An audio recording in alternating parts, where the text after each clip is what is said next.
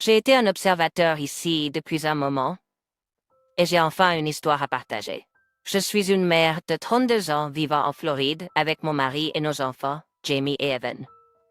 Je suis toujours reconnaissante d'être dans la position où je suis, surtout quand il s'agit de créer un foyer aimant pour mes enfants et mon mari.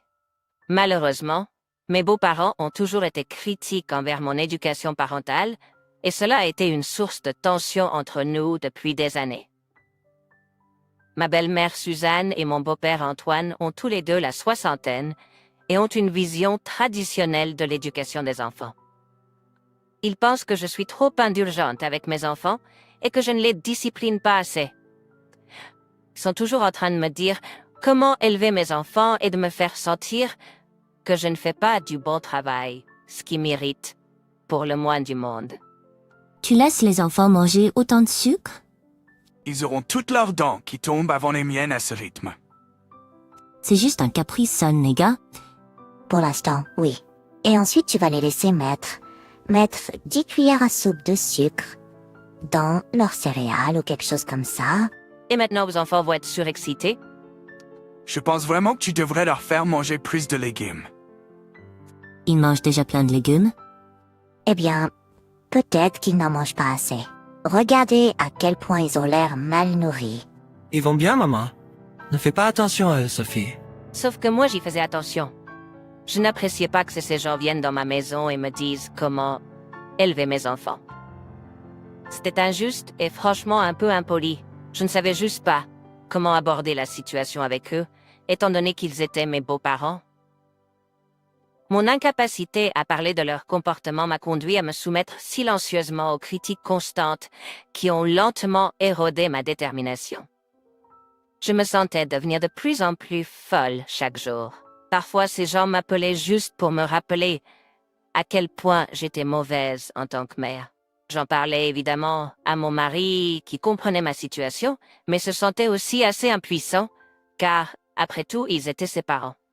Quand je lui ai formellement parlé des agissements de ses parents, cela a également posé ses propres problèmes. J'ai juste l'impression que j'ai besoin que tu me soutiennes un peu plus. On dirait que je suis la seule à me battre pour ce en quoi je crois. Et toi, assis là sans rien faire, ça n'aide pas. Je comprends que mes parents peuvent être un peu agaçants, mais c'est comme ça qu'ils sont. Ce sont des grands-parents. Ils vont faire ce genre de choses. Tu as juste peur de les aborder, c'est tout. Ce n'est pas vrai. Si, c'est vrai, et tu as juste peur d'opposer à tes chers parents, pour le bien de ta femme et de tes enfants. Tu es délirante, Sophie. C'est la chose la plus éloignée de la vérité. Et si je suis d'accord avec eux parfois. Excuse-moi. Parfois, ils ont un peu trop de temps à l'écran. Tu sais, avant d'avoir des enfants, on parlait du temps passé devant les écrans. Allant même jusqu'à supprimer complètement le concept d'avoir une télévision ou des téléphones et des iPads accessibles, et maintenant on dirait que c'est tout ce qu'ils utilisent.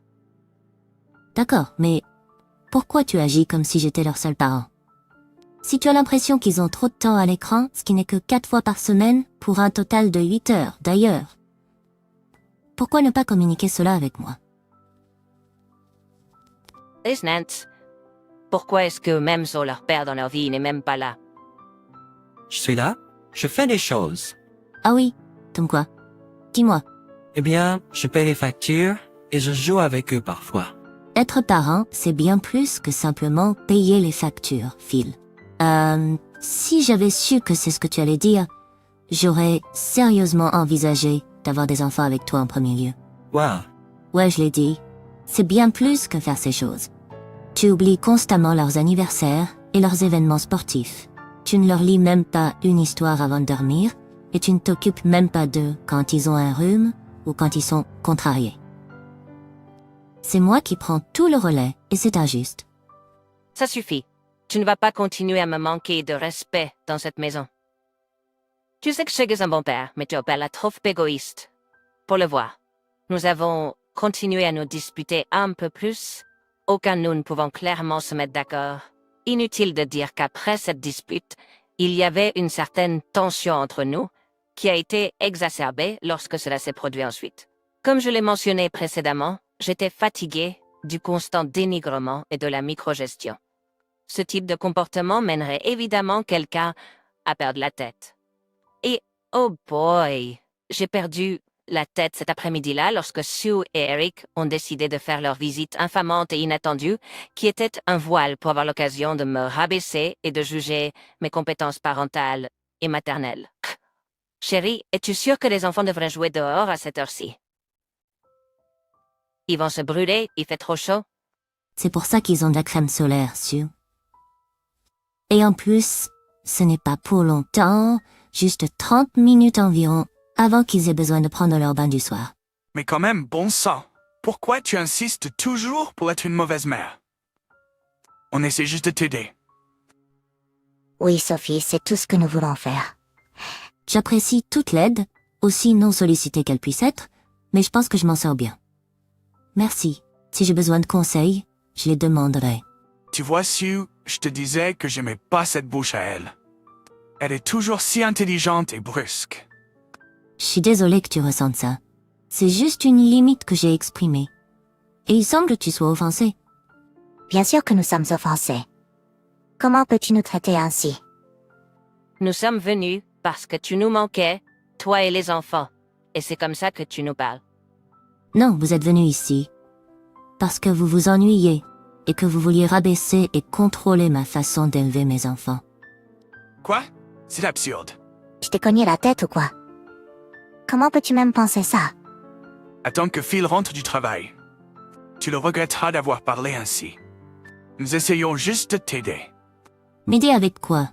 J'ai fait un travail fantastique en tant que mère. Et je suis désolée que tu ne puisses pas le voir. Je pense que vous deux parlez d'un point de vue privilégié. Vous n'avez eu que Phil comme fils et vous l'avez adopté quand il avait 10 ans. Donc, pour être honnête, vous n'avez jamais vécu ce que c'est que de s'occuper d'enfants de moins de 10 ans. Jamie et Evan ont tous les deux 8 et 6 ans et c'est beaucoup à gérer. Donc, je ne pense pas que vous soyez en position de me dire comment élever mes enfants. Cela les a choqués efficacement. Je pense que pour la première fois depuis longtemps, ils ont été choqués. Bien sûr, ma victoire sur eux a été de courte durée, car les gens pleins de suffisance auront toujours quelque chose à dire. Même quand tu n'y as dit à quelqu'un quelconque substance ou valeur, l'argument a continué. Eh bien, je n'ai jamais vu ce genre de comportement. Qu'est-ce qui ne va pas chez toi? N'as-tu aucune honte ou aucun respect? As-tu été élevée dans une grange, jeune femme? Tu vas nous présenter tes excuses immédiatement. Tu serais surpris d'apprendre que je suis d'avis que les gens ne devraient s'excuser que s'ils sont vraiment désolés. Et malheureusement, pour vous deux, je ne suis même pas un peu désolée pour les choses que j'ai dites, car c'était tout vrai. Vous serez encore plus choqués de découvrir cependant que ce sont les mêmes principes que j'inculque à Jamie et Evan. Ils ont tous les deux poussé un soupir si intense, j'ai cru être dans un soap opéra. Tu crois que tu es plus intelligente que nous? Plus sage que nous? Nous sommes plus âgés que toi, et donc nous savons ce qui est le mieux. Laisse-moi appeler Phil tout de suite, en fait. À peine. Tu crois que ça me dérange que ce soit 3 contre 1? Je m'en fiche. Je sais que j'ai raison et pour une raison quelconque, vous ne pouvez pas admettre vos torts et vos lacunes. Je te promets, tu vas pas exploser si tu dis j'avais tort, Sophie. Et je suis désolée. Ça, nous? S'excuser auprès de toi? Pourquoi? Pour être des grands-parents et des beaux-parents horribles.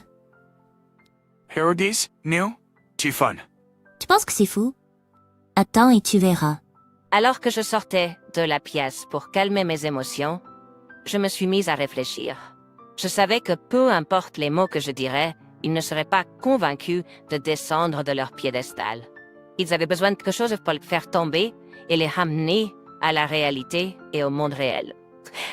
J'ai commencé à marcher, tout en surveillant mes enfants par la fenêtre, pour m'assurer qu'ils allaient bien. Et puis ça m'a frappé. Je suis immédiatement retournée à la table à manger, où il semblait que Sue et Antoine se préparaient à partir. Où allez-vous tous les deux? Tu penses que tu vas rentrer chez toi? Eh bien, il semble que nos conseils et notre aide ne sont pas appréciés ici, donc nous allons prendre notre privilège ailleurs. Merci. Oh non. Vous deux ne partez nulle part. Vous allez rester ici. Je vais me retirer et vous laisser faire tout le travail de parents que vous n'avez pas pu faire, mais que vous souhaitez désespérément inculquer à Jamie et Evan. Quoi? Oui. Peut-être est-il temps pour moi d'être civilisé puisque j'ai été élevé dans une grange après tout. Je ne voulais pas dire ça, Sophie. Tu sais que nous étions énervés. Alors évidemment, il est temps d'agir comme vous, bien élevé, non? Alors s'il vous plaît, restez la nuit et prenez le relais en tant que meilleurs parents pour vos petits-enfants. Mais nous n'avons pas de vêtements? Et de produits toilettes. Pas de souci. J'appellerai Phil et je lui demanderai de passer chez vous en chemin. Il peut vous apporter ces choses si besoin, et vous pouvez acheter des produits de toilette au supermarché. Au fait, allons-y maintenant, et nous pouvons emmener les enfants puisque nous savons tous à quel point les enfants peuvent être sages et bien élevés dans les supermarchés. Tout ça ne sera pas nécessaire. Allez les enfants, nous allons au magasin. Quand ils ont entendu le mot magasin, ils se sont immédiatement précipités à l'intérieur, couverts de poussière et de saleté, leur sourire rayonnant d'une oreille à l'autre. Mais toute mère saurait que ces sourires cachaient une intention diabolique de semer le chaos dans le magasin. Malheureusement pour Sophie et Antoine, ils n'avaient aucune idée de ce que cela signifiait. Nous sommes arrivés au magasin, et c'est là que j'ai décidé de dire Jamie, Evan, Gamy et Pop Pop vont jouer à un jeu avec vous, d'accord? ils vont faire semblant d'être votre maman et votre papa pendant un moment. Donc en ce moment, j'ai besoin que vous alliez à l'intérieur du magasin avec eux et que vous fassiez semblant qu'ils sont comme vos vrais parents pendant un moment. Les enfants ont hoché la tête avec excitation, prêts pour le chaos et la destruction, et ils se sont précipités à l'intérieur du magasin. Êtes-vous sûr de ça? Oh, je suis positive. Allez-y, et choisissez ce qu'il faut choisir. Phil devrait rentrer d'une seconde à l'autre, donc quand nous rentrerons à la maison pour la soirée pyjama, tout sera en place pour un merveilleux moment de parentalité que vous deux désirez tant conseiller et aider. Une tâche qui aurait dû prendre peut-être 20 minutes maximum a fini par prendre près d'1 heure. D'accord, peu importe Sue, ce n'est qu'un supermarché. À quel point cela peut-il être difficile? Les enfants sont sortis en portant autant de collations et de jouets que leur petit corps pouvait emporter, avec Sue et Antoine, qui les suivaient de près, semblant avoir vieilli de 20 ans, et un chariot plein de plus de jouets et de collations. Je me suis moquée de moi-même. Que s'est-il passé, les gars? Qu'est-ce que c'est que tous ces jouets? Ils n'arrêtaient pas de crier pour les jouets, et ils faisaient un scandale, donc nous avons dû céder et leur acheter tout ce qu'ils voulaient pour qu'ils se taisent. Ah oui, on s'y habitue, mais où sont vos affaires? Oh mince, nous avons oublié de les prendre. Nous étions tellement débordés avec les enfants que nous avons complètement oublié. Intéressant. Je vais y retourner et prendre les affaires. Sue, s'il te plaît, occupe-les. Antoine a réussi à se retirer au magasin et à obtenir les articles de toilette nécessaires pour la nuit. Nous sommes finalement rentrés chez nous et avons trouvé Phil avec un air inquiet sur le visage. Pourquoi exactement mes parents restent-ils pour la nuit? Jamie, Evan, pourquoi n'allez-vous pas jouer avec vos jouets et vous préparer pour l'heure du bain pendant que maman parle à vos nouveaux parents? Vous savez comment j'ai dit que vous alliez avoir 2 nouveaux parents? Eh bien, quand vous aurez fini de vous préparer pour l'heure du bain, vous aurez un parent supplémentaire. C'est vrai, mais bébé, papa va enfin vous aider avec les choses que maman vous aide normalement. Les enfants avaient l'air très excités. Ils étaient gâtés aujourd'hui, ce qui les rendait encore plus joyeux. Autant qu'ils avaient l'air excités, leurs nouveaux parents, en revanche, ne l'étaient pas. Si quoi que ce soit, ils avaient l'air extrêmement inquiets. Que se passe-t-il? Eh bien, Phil, si tu veux vraiment savoir, j'ai décidé de te céder le titre parent présent et aimant à vous trois. Pour les 24 prochaines heures, vous devrez me prouver que vous êtes effectivement les meilleurs parents. Si vous réussissez, alors je suivrai tous vos conseils à partir de maintenant. Pas question posée, je veillerai également à satisfaire tous vos caprices et à vous dorloter au moins 1 fois par semaine, sur demande. Encore une fois, pas de question posée. Ah, être dorloté quand je veux? Tu es sûr? Attends, Phil, parlons-en pendant 1 minute, s'il te plaît. Oh, les Sue? Tu es encore sous le choc du magasin tout à l'heure? C'est bon, Sue. C'était juste un coup de chance. Oui, juste un coup de chance. On va y arriver. Je veux dire, c'est 3 contre 1. On va forcément réussir. Je suis contente d'entendre que vous êtes enthousiaste à propos du défi, mais je veux que vous sachiez que si vous échouez, vous devrez me dorloter et me gâter, ainsi que vous taire à propos de mon rôle de parent. Marché conclu? Marché cru. Marché compris. Marché conclu. C'est tellement facile. Sauf que ça ne l'était pas. C'était exactement le contraire de facile. Il a fallu moins de 10 minutes pour que j'entende Sue et Antoine crier alors qu'ils étaient terrorisés par Jamie et Evan. Ils riaient maniaquement alors que leurs grands-parents étaient en train de bafouiller à l'étage, incapables de les aider pour leur bain. Phil a essayé d'intervenir et a réussi à faire un travail décent. Si tu penses que décent signifie juste les essuyer avec des tonnes de lingettes pour bébé et les mettre en pyjama de manière désordonnée. Voilà, nous avons terminé ta tâche. Peut-on se reposer maintenant? Oh non, mon chéri, ton rôle de parent présent ne fait commencer.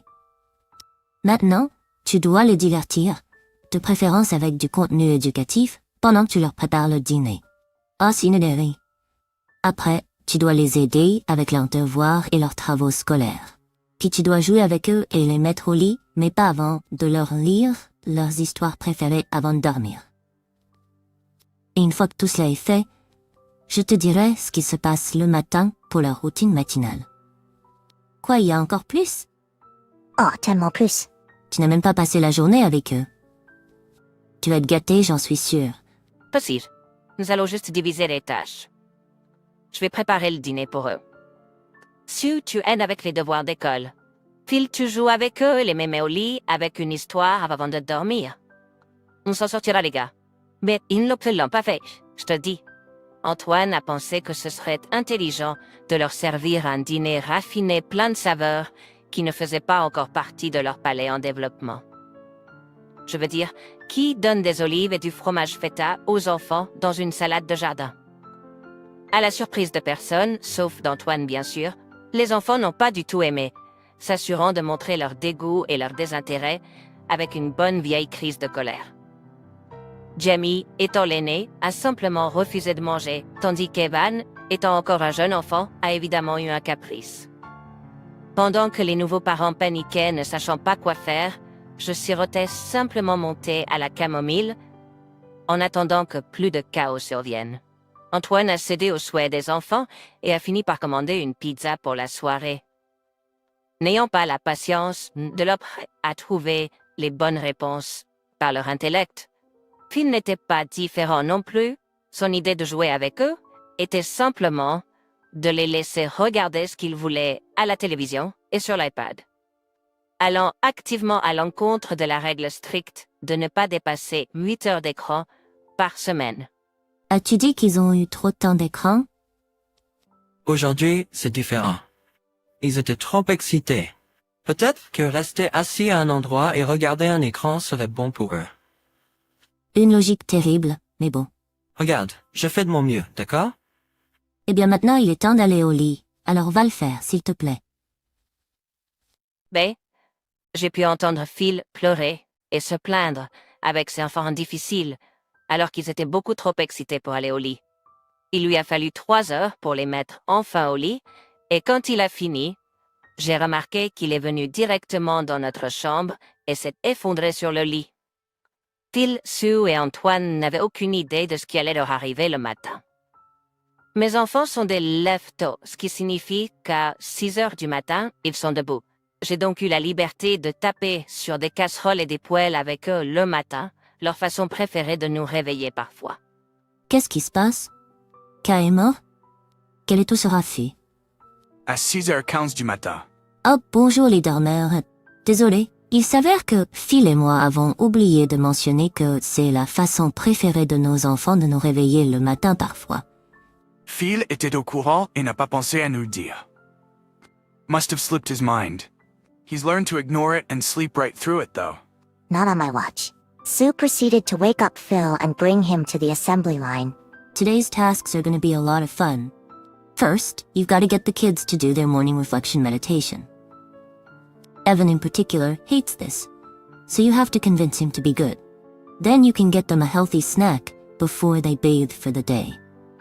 Afterward, you have to make them their breakfast. After eating, you're to go to the park with them for some playtime. When you decide to come back home, you can bake some cookies with them since they take those snacks with them to school. Afterwards, you need to prepare their lunch and clean their rooms and bathrooms. When you're done with that, you have to clean up the living room. Because, okay, enough, we get it. It's a lot to do. But I, for one, can't do any of those things.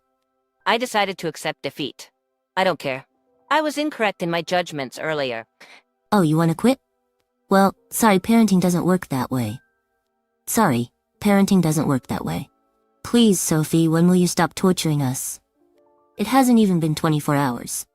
I'm tired. I don't want to do this anymore. Well, if the other two agree, then we can end this game of pretend. I too wish to throw in the towel. I have way too much work to do, and just the thought of completing half of those tasks has given me a migraine. Antoine, Exactly.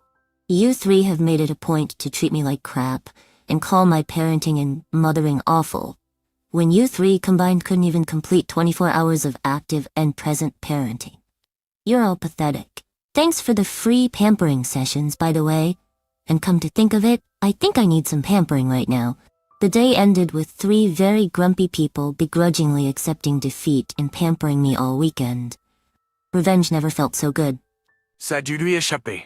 Il a appris à l'ignorer et à dormir à travers ça. Pas sous ma surveillance. Su a réveillé Phil et l'a amené à la chaîne de montage. Les tâches d'aujourd'hui vont être très amusantes. D'abord, tu as amené les enfants à faire leur méditation de réflexion matinale. Evan, en particulier, déteste ça, donc tu dois le convaincre d'être sage. Ensuite, tu peux leur donner une collation saine avant qu'ils se baignent pour la journée.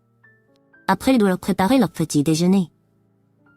Après avoir mangé, tu dois aller au parc avec eux pour jouer. Quand tu décideras de rentrer à la maison, tu peux leur faire des cookies car ils emportent ces collations avec eux à l'école.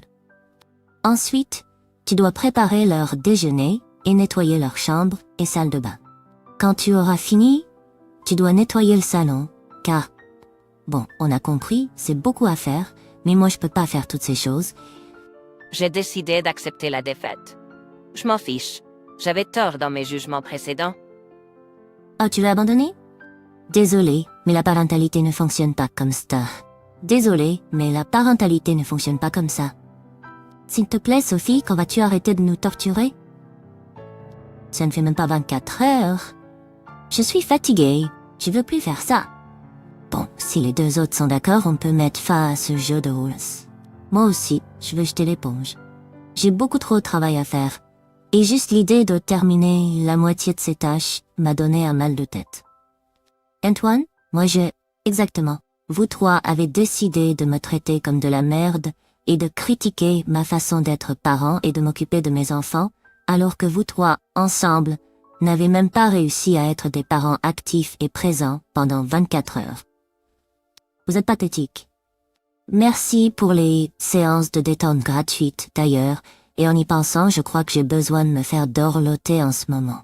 La journée s'est terminée avec 3 personnes très grincheuses qui ont accepté la défaite à contre-cœur et qui m'ont dorloté tout le week-end. La vengeance n'a jamais été aussi bonne,